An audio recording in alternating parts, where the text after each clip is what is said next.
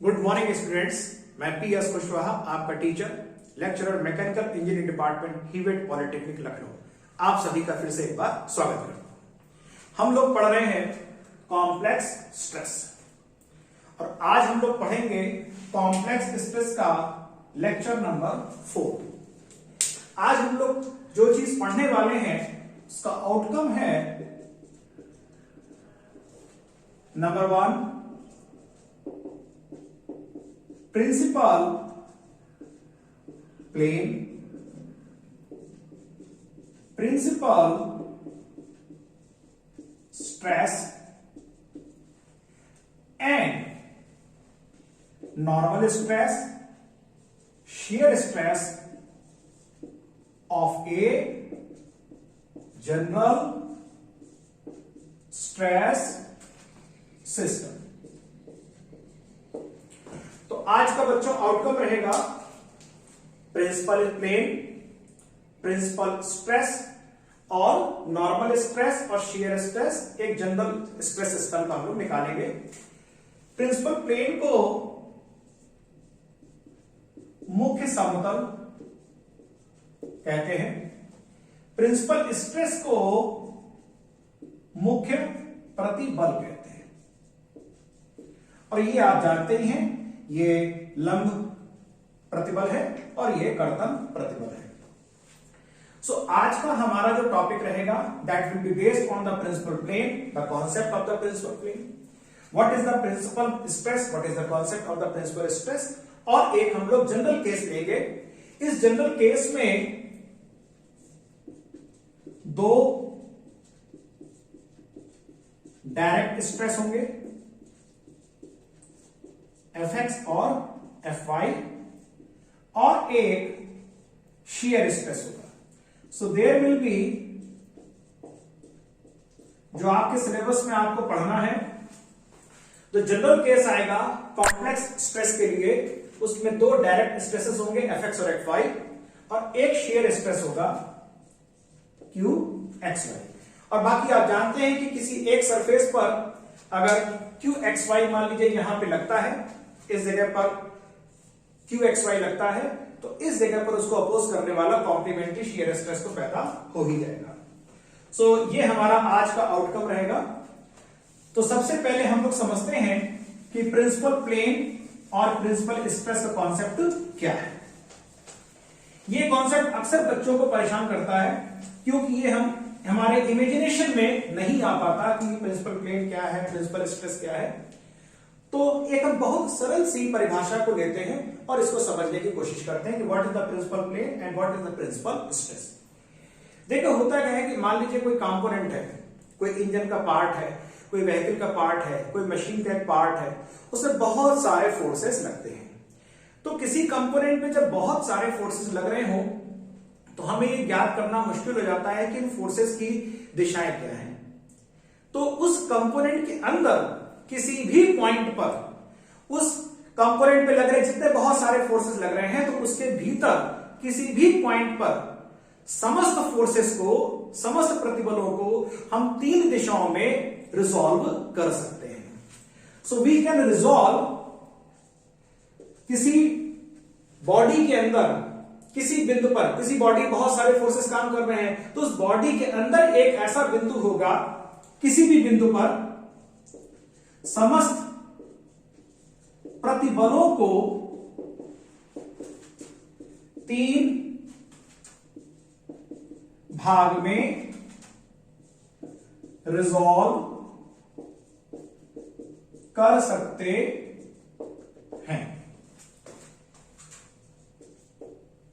यह तीनों प्रतिबल एक दूसरे के लंबवत होते हैं, लंबवत होते हैं। इन्हें मुख्य प्रतिबल कहते हैं। यानी किसी कंपोनेंट में बहुत सारे फोर्सेस लग रहे हैं, तो उस कंपोनेंट के अंदर किसी पॉइंट पर, किसी भी बिंदु पर सारे फोर्सेस को हम तीन डायरेक्शन में रिजॉल्व कर सकते हैं। तीन डायरेक्शन में रिजॉल्व करने वाले उन तीनों प्रतिबलों को हम मुख्य प्रतिबल कहते हैं। तीनों प्रतिबल जिन समतल पर कार्य करते हैं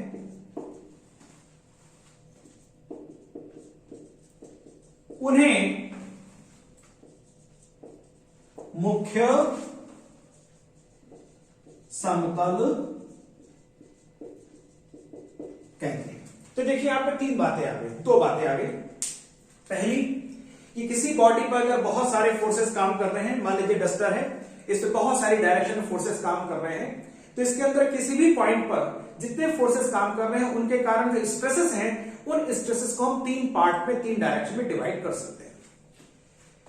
ये तीनों प्रतिबल एक दूसरे के लंबवत होते हैं, इस बात को गौर करिएगा।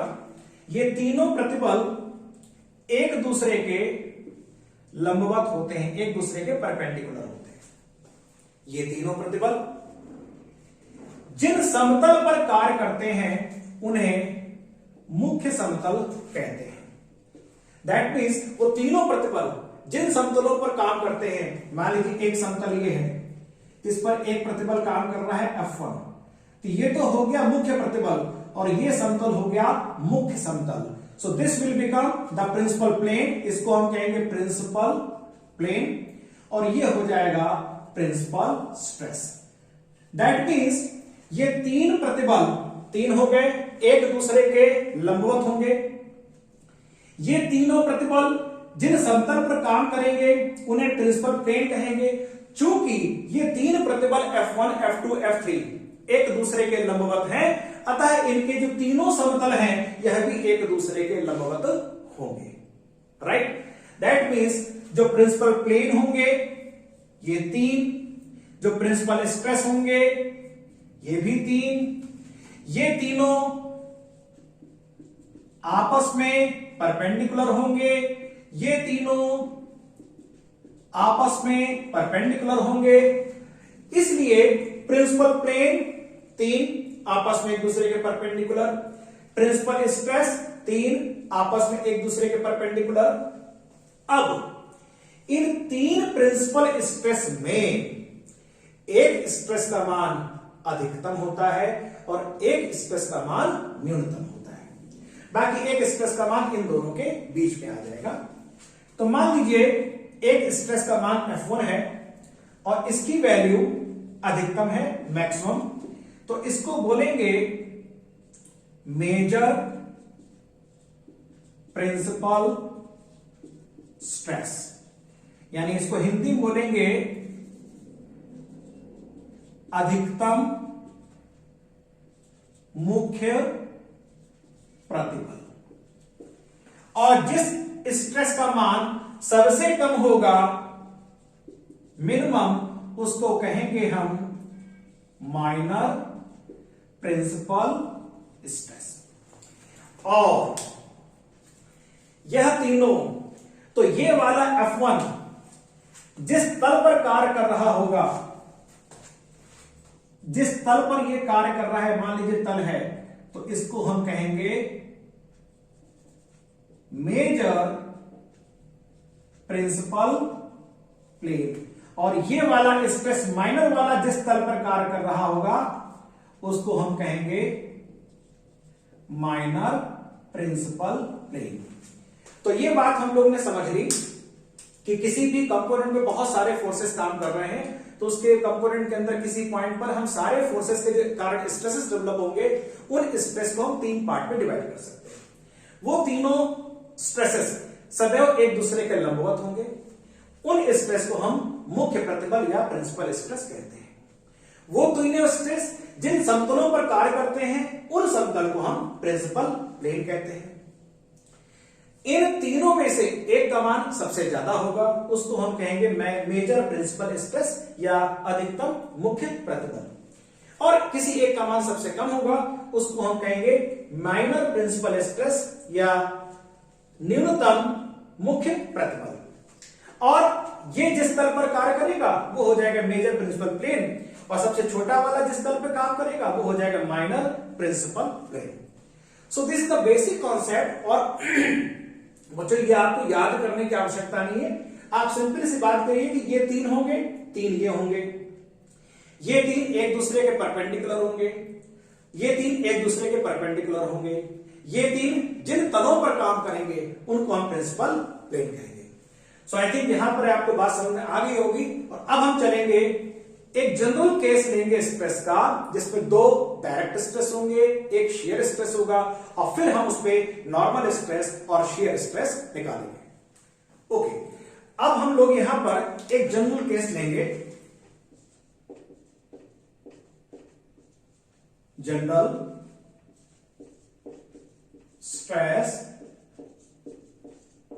सिस्टम, जिसमें 2 डायरेक्ट स्ट्रेस काम करेंगे और एक शियर स्ट्रेस काम करेगा। तो हमारा जो जनरल स्ट्रेस सिस्टम है, हम जिसको लेके आगे बढ़ेंगे, उसमें 2 डायरेक्ट स्ट्रेस काम करेंगे, एक एक्स डायरेक्शन में, एक वाई डायरेक्शन में, और एक शियर स्ट्रेस काम करेगा। So let us have the figure first. एक ये ब्लॉक हमने बनाया, ब्लॉक ये एल है, ये एम है, और ये एन है। इस ब्लॉक पे एक हमने ये ऑब्लिक प्लेन बनाया, ये ऑब्लिक प्लेन यहां से थीटा एंगल पर इंक्लाइंड है। अब इस ब्लॉक पे ये वाला प्लेन हम हटा देते हैं, केवल हम इस ट्रायंगल को कंसीडर करेंगे। सो किसी भी स्पेसिमेन के अंदर एक ट्रायंगल हमने अज्यूम कर लिया। चूंकि पूरे स्पेसिमेन पे लग रहे फोर्सेस साम्य अवस्था में है, तो हमारा कंसीडरेशन जब हम इस छोटे से ट्रायंगल पर आएंगे तो हम कहेंगे ये ट्रायंगल भी साम्य अवस्था में है। इस ट्रायंगल की जो थिकनेस है, मोटाई, वो हमने इकाई मानी हुई है। तो दिस ट्रायंगल और इसकी इस बोर्ड के परपेंडिकुलर जो थिकनेस है उसकी वैल्यू 1 है। इस पे जो स्ट्रेसेस काम कर रहे हैं वो इस प्रकार है, दिस इज एफ एक्स, ये पीछे बढ़ा लेते हैं, this is F Y, this is F Y. Shear stress LM पर ये काम कर रहा है क्यू एक्स वाई, और चूंकि इसकी डायरेक्शन इस ओर है तो इसका कॉम्प्लीमेंट्री शियर स्ट्रेस ये हो जाएगा, and this is Q X Y. इस इंक्लाइंड प्लेन पर ये काम कर रहा है नॉर्मल स्ट्रेस, और ये काम कर रहा है शियर स्ट्रेस। सो ये एक ट्रायंगल है, किसी स्पेसिमेन के अंदर है। ये ट्रायंगल पर 2 नॉर्मल स्ट्रेस काम कर रहे हैं, डायरेक्ट स्ट्रेस एफ एक्स और एफ वाई। एक शियर स्ट्रेस काम कर रहा है क्यू एक्स वाई। ये शियर स्ट्रेस दूसरा नहीं है, हम पढ़ चुके हैं कि जब एक शियर स्ट्रेस एक प्लेन पे लगता है तो उस प्लेन के परपेंडिकुलर प्लेन पर इसको अपोज करने वाला कॉम्प्लीमेंट्री शियर स्ट्रेस आ जाता है, और इन दोनों के मान आपस में समान होते हैं। ये ट्रायंगल हमने एक ऐसा ट्रायंगल लिया है जिसकी थिकनेस इकाई है। इस पर इंक्लाइंड प्लेन पर हमने एक नॉर्मल स्ट्रेस माना एफएम, और ये हमने माना क्यू शियर स्ट्रेस। अब हम सबसे पहले इस पे नॉर्मल स्ट्रेस की कैलकुलेशन करेंगे। तो बच्चों ये बताओ कि नॉर्मल स्ट्रेस की कैलकुलेशन के लिए हम कौन सा तरीका अपनाते हैं। पीछे हम लोग पढ़ चुके हैं लेक्चर 1 और लेक्चर 2 में, लेक्चर 3 में भी इसको पढ़ा था। कौन सा तरीका अपनाएंगे? तो सबसे पहले हम नॉर्मल स्ट्रेस को कैलकुलेट करेंगे, और इसके लिए हम लोग अपनाते हैं resolution method. So normal stress काम कर रहा है किस सरफेस पर? L N. अगर हम इसको डॉट करके 1 कर दें तो ये स्ट्रेस हो गया, ये क्षेत्रफल हो जाएगा, और क्षेत्रफल में चूंकि थिकनेस इकाई है तो हम यहां पे 1 लिखें अथवा ना लिखें, बात समान हो जाएगी। अब इसके बाद Q X Y, Q X Y जो इस प्लेन पर काम कर रहा है, अर्थात इसको हम उठा के यहां ला सकते हैं, इस वाले क्यू एक्स वाई को हम यहां मान सकते हैं, और चूंकि ये 9 थीटा है, ये 90 है, ये 90 माइनस थीटा हो जाएगा, एंड दिस इज थीटा, तो अगर ये क्यू एक्स वाई हम यहां पर माने तो इसका वो कंपोनेंट जो इसके अपोजिट पे होगा वो हो जाएगा Q X Y sine theta. Therefore Q X Y किस प्लेन का, एल एम प्लेन का, and this is sine theta. F X of L M plane, F X इस डायरेक्शन में है, एफ एक्स से कौन सा कंपोनेंट इसके अपोज करेगा, ये वाला कंपोनेंट करेगा। तो ये एंगल है 90 माइनस थीटा, तो ये एंगल हो जाएगा साइन 90 माइनस थीटा अर्थात cos theta. So this is cos theta, right. अब हम आते हैं इस पे। Now Q X Y of this plane, M N plane, इस प्लेन पे जो क्यू एक्स वाई काम करेगा वो इस डायरेक्शन में है, इसको हम उठा के यहां मान लेते हैं। इस डायरेक्शन में है तो इसका कंपोनेंट इस ओर जाएगा, और जब इस ओर जाएगा तो ये हो जाएगा cos component.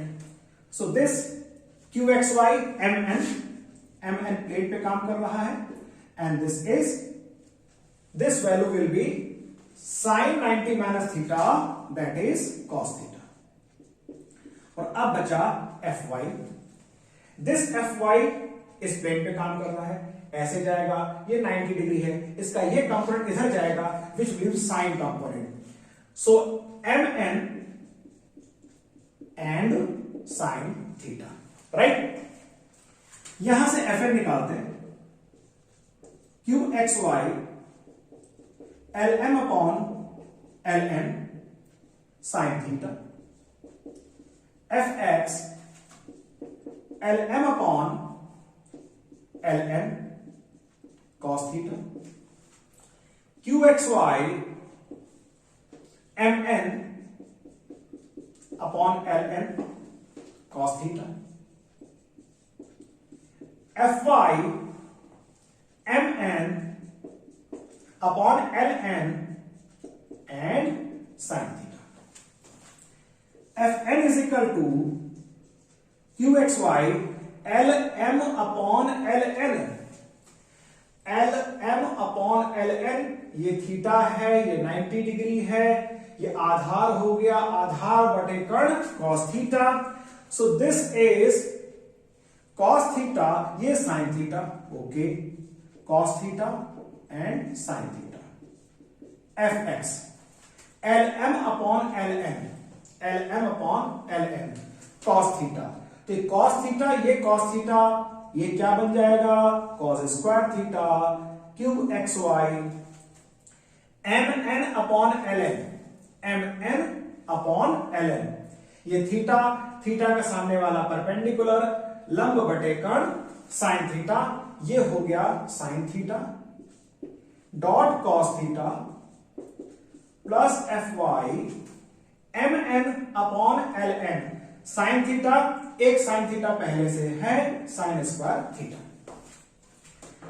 This is equal to Q X Y cos theta sine theta, Q X Y cos theta sine theta, 2 Q X Y sine theta cos theta, अर्थात Q X Y sine 2 theta. सबको ये बात समझ में आ गई?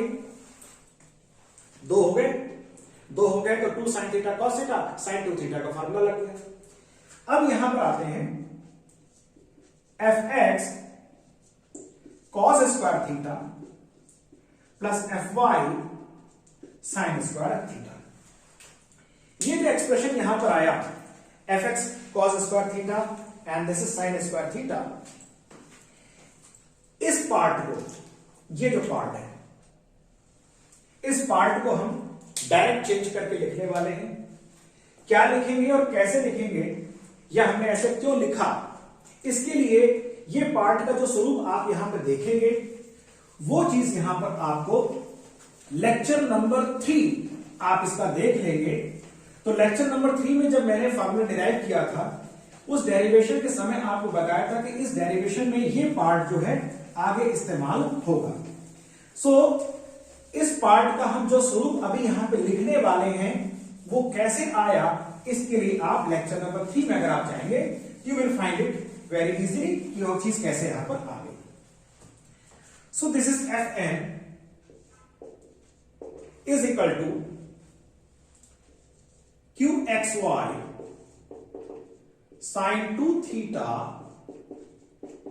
F X plus F Y by 2 plus this is F X minus F Y by 2 and cos 2 theta.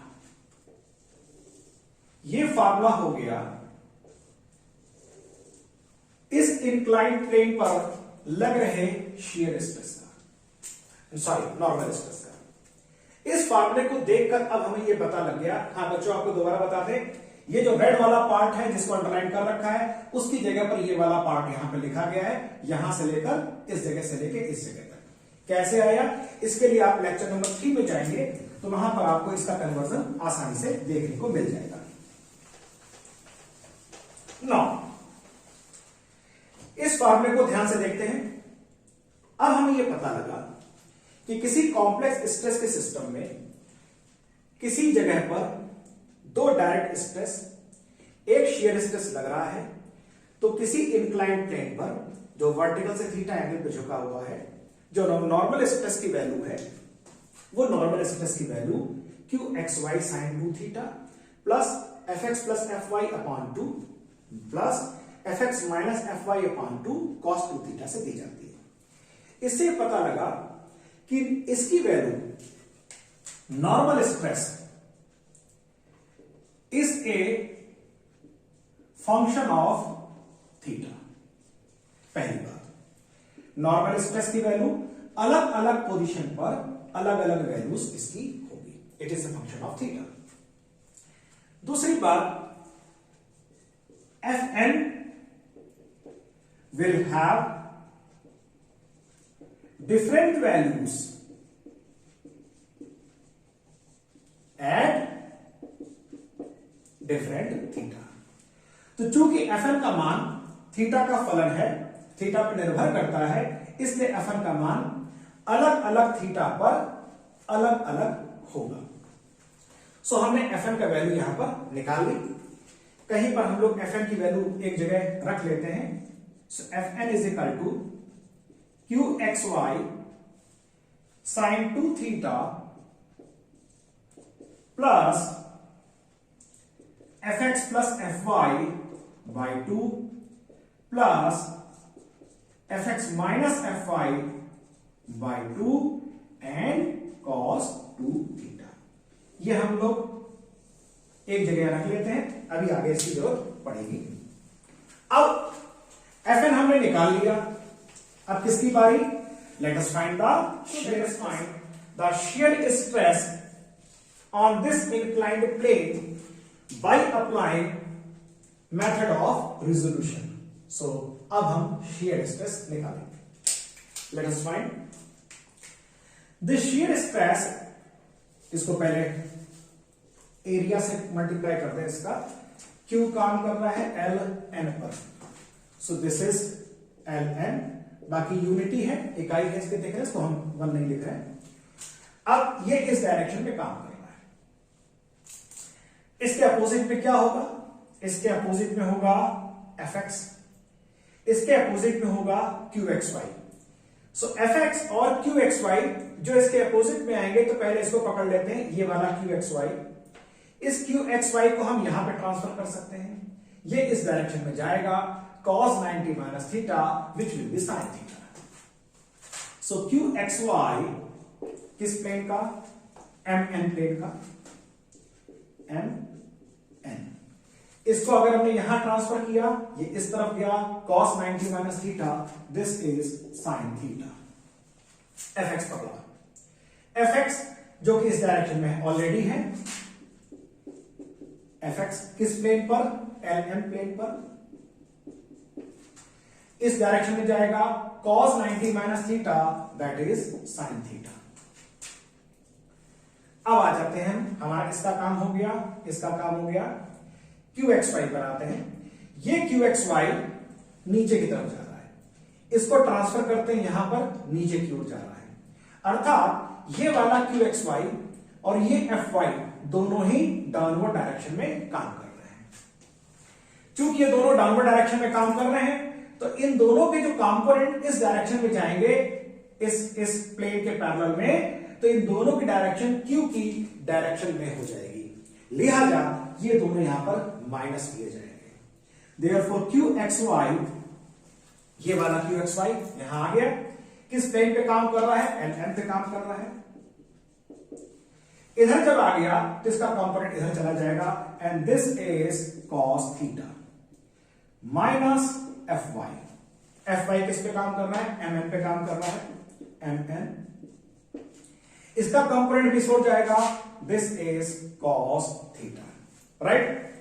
अब यहां पर हम देखते हैं Q is equal to QXY MN। एक काम करें, इसको ये लाइन आप नोट कर लीजिए, और अब इसको हम LN LN LN LN और LN, तो अगली लाइन क्या आ जाएगी? हम LN को यहां पर नीचे ले आए, MN upon LN, MN upon LN। Theta के सामने वाला लंब होता है लंब बटे कर्ण, ये हो जाएगा sine theta. So Q is equal to QXY sine square theta, क्योंकि एक इसमें ऑलरेडी यहां पे साइन थीटा है, plus FX LM upon LN, LM upon LN, theta ये है तो ये cos हो जाएगा। So this is cos theta and sin theta minus QXY LM upon LN cos theta, this is cos square theta, and minus FY MN, okay, it is sin theta. So this way this is sin theta and cos theta, right. अब यहां पर आप देखेंगे it is a fx cos theta and this is sin theta. अब हम एक काम करते हैं, इस fx के नीचे इसको 2 से मल्टीप्लाई कर देते हैं और 2 से डिवाइड कर देते हैं, यहां भी 2 से मल्टीप्लाई कर देते हैं और 2 से डिवाइड कर देते हैं। ऐसा क्यों किया? ऐसा करने से ये expression 2 sin theta cos theta 2 sin theta cos theta बन जाएगा। हम इसको यहां पे कॉमन ले लेंगे, ये बन जाएगा fx minus fy upon 2 sin 2 theta, right. यहां पर देखिए इस जगह पर पहले इसको लिख लेते हैं, q is equal to fx minus fy by 2 sine 2 theta. इसका काम हो गया, राइट। अब जरा यहां देखिए QXY अगर हम यहां पे कॉमन ले लें तो ये हो जाएगा sign square theta minus cos square theta, right. लेकिन अगर हम इस माइनस को कॉमन ले लें बाहर, तो अगली लाइन में क्या होगा? अगर इसको हमने बाहर ले लिया तो ये बन जाएगा नेगेटिव, साइन के पहले लगेगा नेगेटिव और ये बन जाएगा पॉजिटिव। अब इससे करने से होगा, ये ब्रैकेट बन जाएगा cos square theta minus sine square theta, which is the formula of cos 2 theta. You people are very strong and very smart, so this is fx minus fy by 2 sine 2 theta minus QXY and cos 2 theta.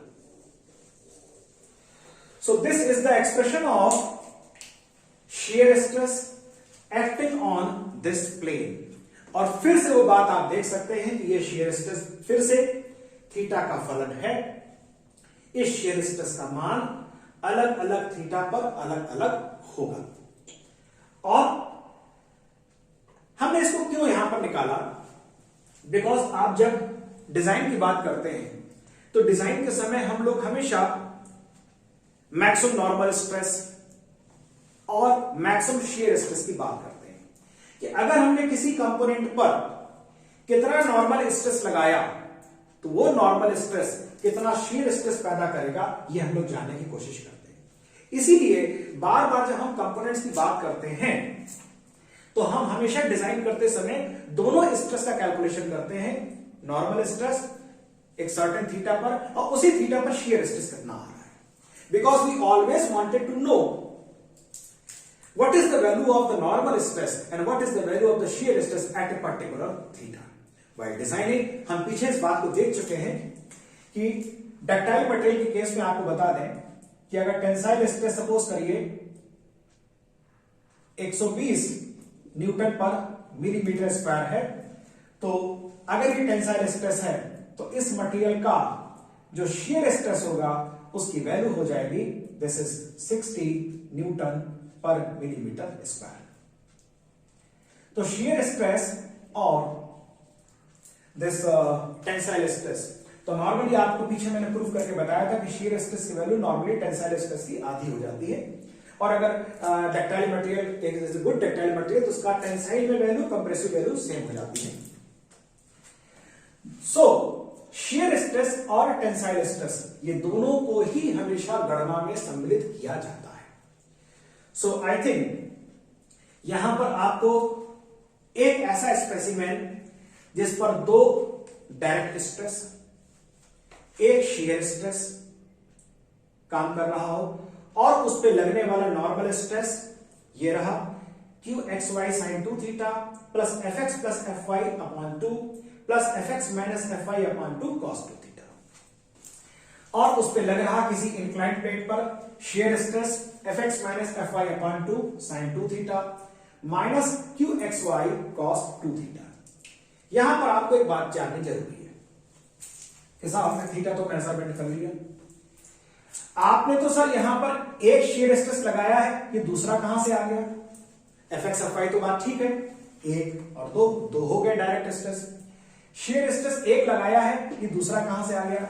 बच्चों अगर आपने ये shear stress apply किया है, ये external है, तो ये वाला जो शियर स्ट्रेस है ये कॉम्प्लीमेंट्री है, इसके विरोध के फलस्वरूप ये पैदा हो गया। और आपने अगर मान लीजिए ये वाला शियर स्ट्रेस लगाया तो ये कॉम्प्लीमेंट्री हो जाएगा, तो शियर स्ट्रेस आपको सदैव पेयर में मिलेंगे।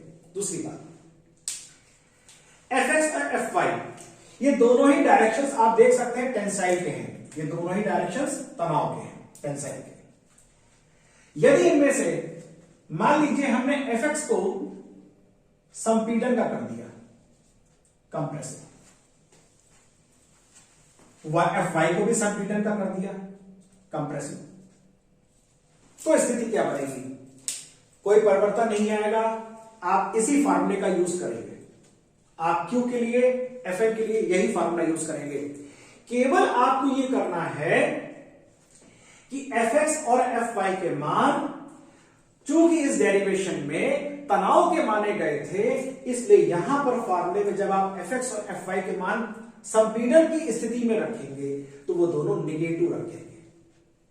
मान लीजिए ये वैल्यू 40 है तो यहां -40 रखी जाएगी, ये वाली वैल्यू 20 है तो यहां पर -20 रखी जाएगी। तो ये खैर फार्मूले में चूंकि माइनस है तो आप वैल्यू जब एफ वाई की संपीड़न की स्थिति में -20 रखेंगे तो यहां पे प्लस बन जाएगा। देयरफॉर ये जो आपने डेरिवेशंस किया है एफ एक्स एफ वाई को आपने क्या माना है? तनाव का, और तनाव के साथ ये फार्मूला आ गया। इन केस एफ एक्स और एफ वाई दोनों संपीड़न के हैं तो ये दोनों ही मान कैसे हो जाएंगे? नेगेटिव हो जाएंगे। और अगर तनाव के हैं तो कोई दिक्कत ही नहीं है। मान लीजिए एफ एक्स तनाव का है, ये तनाव का है, परंतु ये संपीड़न का है, तो एफ एक्स की जब न्यूमेरिकल वैल्यू रखेंगे आंकिक मान वो धनात्मक रखा जाएगा और एफ वाई का आंकिक मान यहां पर ऋणात्मक रखा जाएगा। तो मैं समझता हूं कि इस तरह की सिचुएशन को अब आप आसानी से डील कर सकते हैं, और आगे हम इसके न्यूमेरिकल्स भी करेंगे। सो दिस इज द मैं समझता हूं लेक्चर 4 में आपको इंट्रोडक्शन की बात समझ में आ गई होगी। अगले लेक्चर में हम लोग अब FM के बारे में अगला ट्रीटमेंट करेंगे और हम इसकी डायरेक्शंस, हम इसके प्रिंसिपल प्लेन के बारे में जानेंगे और ये जानेंगे कि वो प्रिंसिपल स्ट्रेसेस मैक्सिमम और मिनिमम वाले क्या होते हैं। Till then, thank you very much.